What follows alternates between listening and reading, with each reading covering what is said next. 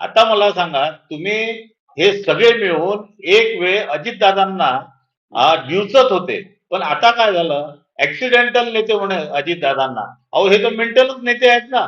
शेवटी त्यांनी आपल्या म्हणजे किती मी काय म्हणतो याचं डोक्याने आम्ही काय करतो आणि किती खालच्या दर्जाला जाऊन आम्ही बोलतो, हे आज इथं सिद्ध झालेलं आहे. मला असं वाटतं की संजय राऊतांनी एक तर त्यांना कोणत्याच पक्षाचे लोक एक्सेप्ट करायला तयार नाही. ते स्वतःला सगळ्या पक्षाचा प्रवक्ता समजतात, स्वतःच वडेट्टीवारांवर बोलतात, स्वतःच नाना पटोलेंवर बोलतात.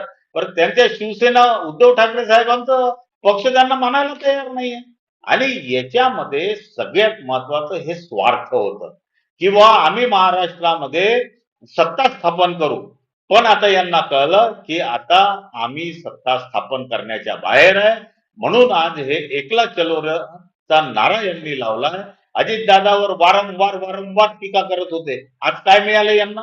आज अजितदादाची बरोबरी करू शकतात का? प्रफुल्ल पटेलांवर नेहमी इक्बाल मिर्चीची जागा घेतली, याची जागा घेतली. आज हे तोंड दाखवण्यालायक राहिले नाहीये.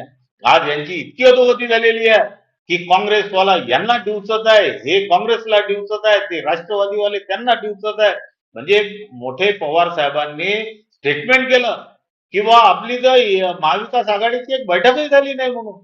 म्हणजे याचाच अर्थ या महाराष्ट्राच्या जनतेने यांना या सत्तेच्या बाहेर परमनंट 15 वर्षासाठी हाकलून दिलेला आहे असं वाटतं.